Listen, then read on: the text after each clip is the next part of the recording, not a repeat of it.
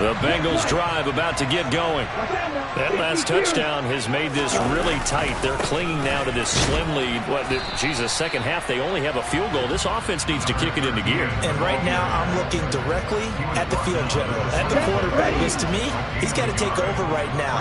By word, pumping his team up, and then, of course, by deed with his play. My school coach used to say that all the time. Laddie, take over by word and deed.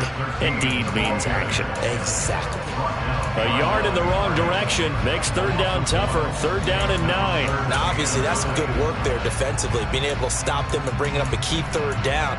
But if you're on the offensive side of the ball, there's an opportunity, because I know what defensive guys are thinking right now. Just stop them, get to the ball. That means it might not be sound defensively. There could be some opportunities. And you said key third down. Highlight that word. Put it in bold. Here we go.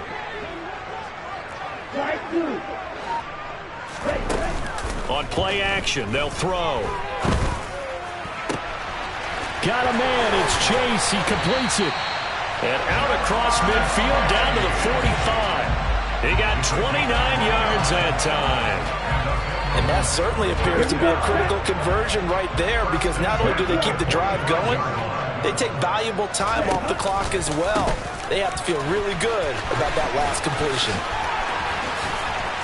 And he's corralled, but not before getting it inside the 35. 84 yards on the ground for him now, as he has gotten better, really, as the night's gone on. Well, that's a carry they have to be satisfied with. And throughout this game, they've been satisfied with what he's given them. Whenever they've needed a big run, a first down, he's the guy they've turned to. And it doesn't matter what the defense thinks. They feel like they've got the confidence to keep handing it to him and keep picking up good yardage.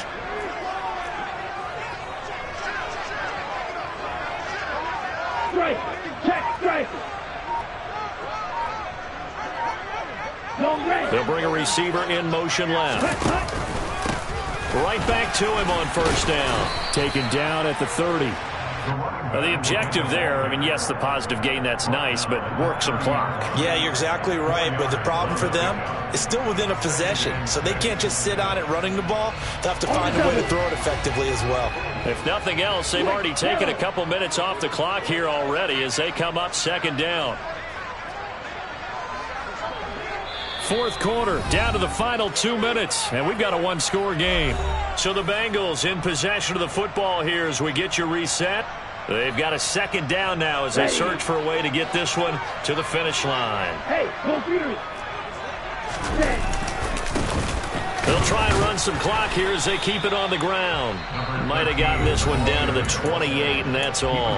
And now right out of the 2-minute break, we'll get a timeout used defensively with 1:56 to go. And now the question everyone's wondering, look at the clock, late fourth quarter, do they put the ball in the air here on third? I don't. I run the football, and I tell my offensive line, no leakage up front. I don't want my running back hit as I hand the ball off to him. I don't want any type of an issue. But if I am going to throw it, quick throw, out to the perimeter, maybe one of my best receivers running a quick slant or something like that. They'll look to throw. Finding his safety valve here. That's complete.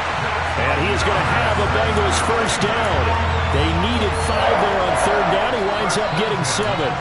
Well, I'm sure he likes his performance a little bit better than last week. He had the 3 interceptions here, none in the fourth quarter, and he's got his guys in front. Guaranteed he put in a tremendous amount of work this week, but maybe the matchup is just better for him. Sometimes it just doesn't work out. It's almost like those golfers. Certain courses fit their eye, and they like what they see, and other courses, as soon as they tee it up, they know they have no shot. Maybe that's the difference for him. Last week, no. This week, a big yes. On first down, they'll go to the ground attack. And he will lose yardage and be backed up to the 24. Now the Patriots will use the second of their timeouts as they'll head to the sideline and talk over what to do next.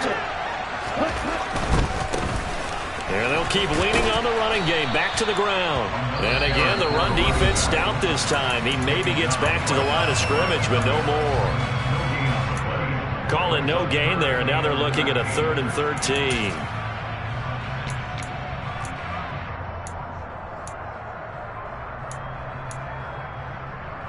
Not an easy spot here. They'll be in search of 13 yards to try to pick up the first.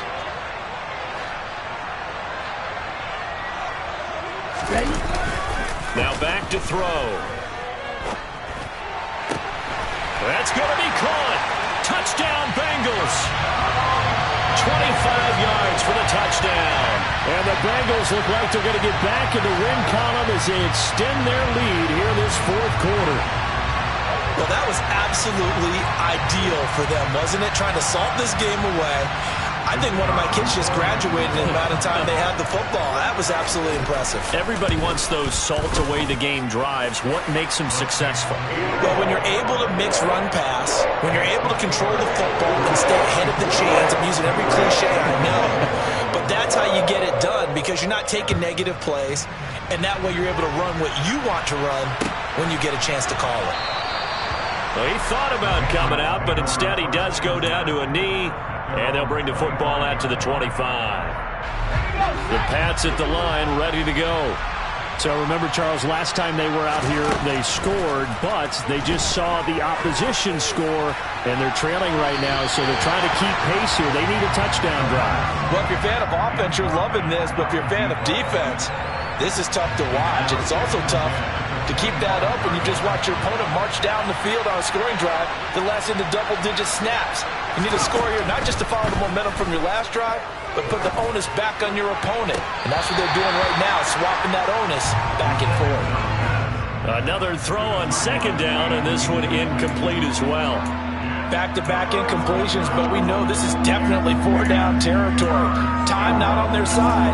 I don't think they want to try and get the first down in 2 installments.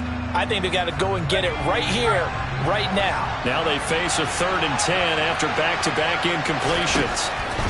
Back to throw. Hall. It's caught. Smith. And he will have a Patriots first down as they're able to get the 3rd down conversion. Now a play fake here on first down. And a big loss here as he's taken down. The defense rising to the challenge and setting him back on the sand.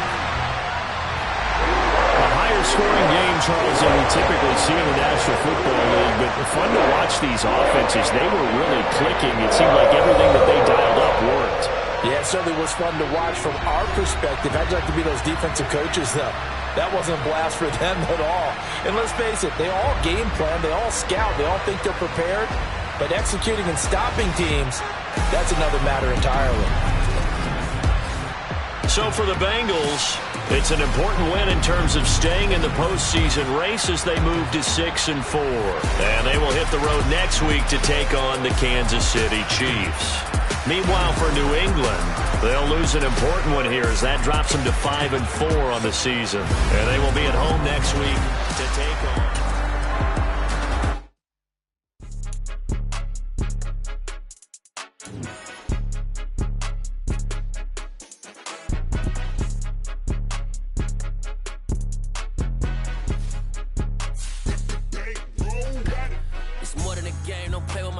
Come with your goons, I'm bringing my game. All of that talking just sound like a show, I'm just letting you know.